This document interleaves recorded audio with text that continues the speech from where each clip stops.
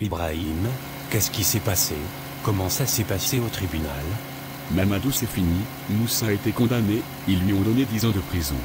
Comment est-ce possible? Je savais que la situation était grave, mais 10 ans c'est vraiment trop. Je sais, c'est dur à croire, l'épreuve était accablante. La fille avait seulement 17 ans, et même si Moussa a insisté qu'elle était consentante, et qu'il ne savait pas qu'elle était mineure, le juge n'a pas été clément, ils ont pris en compte tous les témoignages, les analyses, et tout. Mais pourquoi n'a-t-il pas été plus prudent?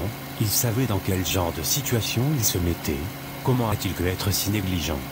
Moussa a toujours été impulsif, tu le sais bien, il ne réfléchissait pas toujours aux conséquences de ses actes, il vivait dans l'instant, sans penser à ce que cela pouvait lui coûter, mais là, il a payé le prix fort, très fort. On a fait ce qu'on a pu, mais la justice ici est implacable, surtout dans ce genre de cas, et puis, il y a son passé, ils ont tout ressorti, ses petites affaires, ses relations douteuses, tout cela a joué contre lui. Et dire que nous avons grandi ensemble, nous étions comme des frères, comment en est-on arrivé là? Moussa a fait ses choix, et maintenant il doit en assumer les conséquences. Mais ça ne change rien au fait qu'il va passer 10 ans derrière les barreaux, 10 ans c'est une éternité. Peut-être que ce temps en prison lui donnera l'occasion de réfléchir, de se recentrer sur lui-même, peut-être que cela lui servira de leçon, que cela lui permettra de changer, de devenir un homme meilleur. Ça me fait réfléchir sur la vie, sur les choix qu'on fait, sur les chemins qu'on prend. Parfois, je me demande si nous sommes vraiment les maîtres de notre destin ou si tout est écrit d'avance. Nous avons le libre arbitre, nous faisons nos choix, mais chaque choix a des conséquences. Moussa a choisi une voie dangereuse, et malheureusement, il en paie maintenant le prix. Et Fatoumata, est-ce qu'elle a dit quelque chose à propos de ce qui est arrivé à Moussa? Elle n'a pas été surprise, elle a dit que c'était le karma qui se retournait contre lui, qu'il avait détruit la vie de bien des gens, y compris la sienne, et que maintenant, c'était à son tour de souffrir. Je comprends ce qu'elle ressent, il l'a fait souffrir terriblement, mais entendre qu'elle pense ça, ça me fait mal, je ne veux pas que ce cercle de haine continue, nous devons tous trouver un moyen de nous pardonner, de nous réconcilier, d'avancer. Je pense que c'est ce qui est mieux. Ma mère et ma sœur viennent demain, et j'irai les chercher à l'aéroport, je suis vraiment content et je remercie Dieu pour cela. Seulement en 2 années, beaucoup de choses ont changé dans ma vie. Pourtant il y a 2 ans en arrière que j'étais un sans-papier, et j'étais pauvre. Mais aujourd'hui j'ai une merveilleuse femme, des maisons ici au Burkina Faso, des voitures, j'aurai bientôt ma nationalité française, j'ai pu faire venir ma famille en Europe, ma femme est enceinte.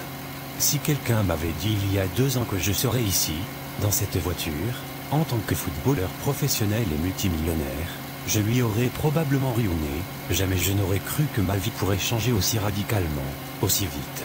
C'est vrai Mamadou, je me souviens de l'époque où tu n'avais même pas de papier, où chaque jour était une lutte pour survivre, et maintenant, regarde où tu es. J'étais là avant toi en Europe, mais tu as réalisé beaucoup de choses que moi, et aujourd'hui c'est toi qui me tires vers le haut, tu es un vrai ami, et j'ai appris que dans la vie, c'est l'arrivée qui compte, tu peux dépasser quelqu'un aujourd'hui, mais dans 2 ans cette personne peut te dépasser aussi. C'est pourquoi nous devons rester humbles. Tu as tout à fait raison, sans papier, sans avenir clair, je me battais juste pour avoir de quoi manger, pour trouver un abri, pour ne pas me faire expulser du pays. Il y avait tellement de moments où j'ai voulu abandonner, où je me suis dit que tout cela ne valait peut-être pas la peine. Mais j'ai toujours continué à me battre, parce que quelque part au fond de moi, je savais que je ne pouvais pas abandonner, que ma mère, ma sœur comptaient sur moi, je devais le faire pour ma famille. Il y a eu des moments où je me demandais si tout cela ne me dépassait pas, je priais, je jeûnais, je travaillais dur, mais les résultats tardaient à venir. Tout s'est enchaîné si rapidement, d'un homme sans papier, je suis devenu footballeur professionnel, puis les victoires sont venues, les opportunités, les contrats de sponsoring, et avant même de m'en rendre compte, j'étais multimillionnaire. C'est incroyable, mais ce qui est encore plus incroyable, c'est que malgré tout ce succès, tu es resté humble, tu n'as jamais oublié d'où tu viens. Comment pourrais-je oublier? Chaque jour, je me souviens de cette époque, c'est ce passé qui m'a forgé, qui m'a appris la valeur du travail, de la persévérance, et surtout de la foi, parce que c'est ça le plus important, ne jamais désespérer, tant que Dieu n'a pas dit son dernier mot. Tout peut changer, la vie est pleine de surprises, et parfois ce que nous voyons comme une fin est en réalité un nouveau départ. Tu as tellement raison, ton parcours est une leçon pour nous tous, Il montre que rien n'est jamais écrit d'avance et que la persévérance finit toujours par payer. C'est ce que je veux partager avec tout le monde. Nous avons tous nos luttes, nos moments de doute, mais il ne faut jamais perdre espoir. Parce que tant que tu crois en toi, tant que tu as la foi, tout est possible, et ce n'est pas fini pour toi tant que Dieu n'a pas dit son dernier mot. Tu es une véritable source d'inspiration, je suis fier de te connaître, et je suis sûr que ton histoire inspirera beaucoup de gens. Merci Ibrahim, et je suis reconnaissant pour les amis comme toi qui m'ont soutenu tout au long de ce chemin. Ce succès n'est pas seulement le mien, c'est aussi celui de tous ceux qui ont cru en moi. Mélissa ma fille, je n'aurais jamais imaginé me retrouver ici un jour, dans cette belle maison, dans ce pays que je ne connaissais que de nom, tout cela me semble encore un rêve. C'est bien réel, vous êtes ici avec nous, et c'est une joie immense de vous avoir enfin à nos côtés.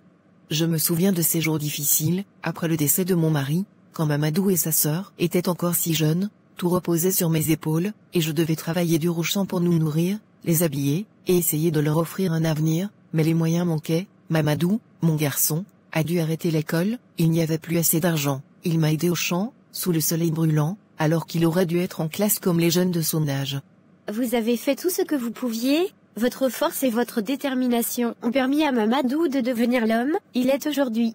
Je me disais souvent, Seigneur, est-ce que mes enfants connaîtront un jour une vie meilleure? Je n'avais aucune certitude, mais je continuais à prier, à espérer, même si parfois c'était difficile d'y croire. Aujourd'hui, je suis assise ici, en France, dans cette maison. Si quelqu'un m'avait dit cela il y a quelques années, je ne l'aurais jamais cru. C'est la force de vos prières et de votre amour. Mamadou vous doit tant. Tout ce qu'il a accompli, il l'a fait aussi pour vous. Je remercie Dieu chaque jour pour ce qu'il a fait pour nous. Je remercie aussi votre famille, Mélissa, toi et ta mère, d'avoir cru en Mamadou, de l'avoir soutenu dans ses moments les plus difficiles. Vous l'avez accueilli, vous lui avez donné une chance, et grâce à cela, il a pu devenir cet homme fort et accompli. C'est seulement Dieu qui pourra vous rendre tout ce que vous avez fait pour lui, pour nous. Maman, nous sommes une famille, nous avons cru en Mamadou parce qu'il le méritait, et aujourd'hui, il rend tout cet amour et ce soutien en nous réunissant tous ici. Je me souviens de ces histoires que j'entendais à la radio, ces récits sur la France, ce pays lointain que je ne pensais jamais voir de mes propres yeux, et voilà que, grâce à mon fils, je suis ici. Que puis-je dire, sinon merci, merci au Seigneur pour cette bénédiction, et merci à vous tous qui avez accompagné mon fils dans ce chemin. Vous méritez ce bonheur, après tant d'années de sacrifice, c'est à votre tour de profiter de la vie et de récolter le fruit de votre travail et de votre dévotion. Ibrahim, je voulais te dire que ma demande d'asile est toujours en cours, je suis encore dans l'attente, et chaque jour, l'incertitude me ronge un peu plus, mais malgré tout, je tiens à te remercier, toi et Mamadou, pour tout ce que vous avez fait pour moi. Sans votre soutien, je ne sais pas où je serais aujourd'hui. Fatoumata, tu n'as pas à t'inquiéter, nous sommes là pour toi. Mamadou a toujours été quelqu'un de généreux et bienveillant. Je sais et c'est pour ça que je suis tellement reconnaissante, mais en même temps, je me sens tellement honteuse. J'ai appris que la mère de Mamadou et sa sœur sont maintenant en France. C'est une grande nouvelle, mais je ne peux pas aller les voir. Après tout ce que j'ai fait, tout ce qui s'est passé, comment pourrais-je leur faire face? Tu ne dois pas rester prisonnière de ton passé, la vie avance, et nous devons avancer avec elle. Ce qui est fait, mais tu as changé, tu as appris de tes erreurs, et c'est ça qui compte. Je sais, mais c'est plus facile à dire qu'à faire. Je ne cesse de penser à tout ce que j'ai perdu à cause de mes mauvaises décisions. Si j'avais seulement cru en Mamadou, si je l'avais soutenu au lieu de courir après les fausses promesses de Moussa, peut-être que tout serait différent aujourd'hui. C'est une leçon dure à apprendre, mais une leçon quand même. Tu sais, ce qui t'est arrivé n'est pas unique. Beaucoup de gens commettent des erreurs, parce qu'ils sont aveuglés par les difficultés du moment. L'important, c'est que tu as réalisé cela et que tu es prête à faire les choses différemment prochainement.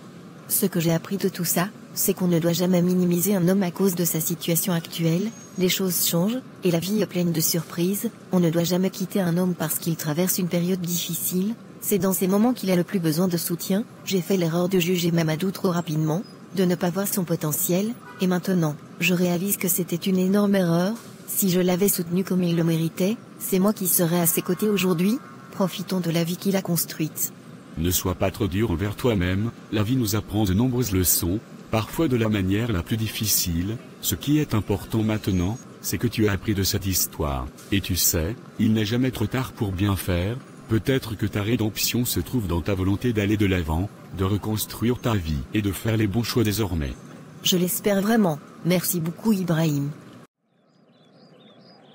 Mélissa, il y a quelques années, si quelqu'un m'avait dit que je me tiendrais ici, devant l'autel, sur le point de me marier avec une femme aussi extraordinaire que toi, je ne l'aurais jamais cru. Ma vie, avant de te rencontrer, était pleine de défis. Je me rappelle encore de mon arrivée en France, un jeune homme sans papier mais avec plein de rêves et d'ambitions. Les premières années étaient difficiles, je me battais chaque jour pour survivre, pour m'adapter, pour trouver ma place dans un monde qui me semblait si étranger.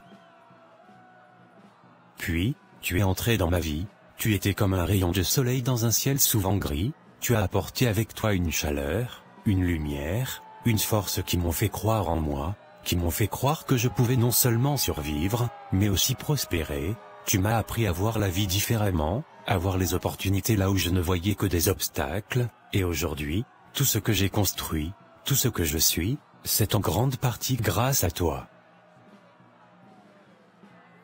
Tu es une bénédiction, mon pilier, mon ami, mon amour. Je me souviens de chaque sourire, chaque encouragement, chaque fois où tu as cru en moi même quand j'avais du mal à croire en moi-même, et pour tout cela, je te suis éternellement reconnaissant. Aujourd'hui, devant Dieu, nos familles et nos amis, je te promets fidélité, respect et amour. Je te promets de toujours être là pour toi, dans les moments de bonheur comme dans les moments de difficulté. Je sais que la vie ne sera pas toujours facile, mais je promets de rester à tes côtés quoi qu'il arrive. Je te promets de t'aimer, de te chérir, jusqu'à mon dernier souffle. Mamadou, depuis le premier jour où je t'ai rencontré, j'ai su qu'il y avait quelque chose de spécial en toi, ta gentillesse, ta détermination, ton cœur immense. Tout cela m'a conquise bien avant que je ne me rende compte de ce que nous allions devenir. Quand je pense à tout ce que tu as traversé pour en arriver là, je ne peux m'empêcher d'être fière de toi, fière de l'homme que tu es devenu, fière de l'homme que j'ai choisi pour être mon mari. Tu m'as montré ce que c'est que d'aimer vraiment, sans condition, sans réserve. Tu as été ma force quand j'étais faible, mon refuge dans les moments de doute. Chaque jour avec toi est un cadeau, une nouvelle aventure, et je n'échangerai ça pour rien au monde. Je te promets aujourd'hui, devant Dieu et devant tous ceux qui nous aiment, que je serai toujours là pour toi, dans la joie comme dans la peine, dans les succès comme dans les épreuves. Je te promets de t'aimer avec tout ce que je suis, de respecter et d'honorer l'homme que tu es. Je sais que la vie ne sera pas toujours facile, mais je m'engage à marcher à tes côtés, main dans la main. Peu importe les défis que nous rencontrerons, je promets de construire avec toi un foyer rempli d'amour, de rire et de bonheur. Je t'aime, Mamadou, plus que les mots ne peuvent le dire, et je suis prête à passer le reste de ma vie à tes côtés, à t'aimer, te soutenir, et te chérir, jusqu'à la fin de mes jours.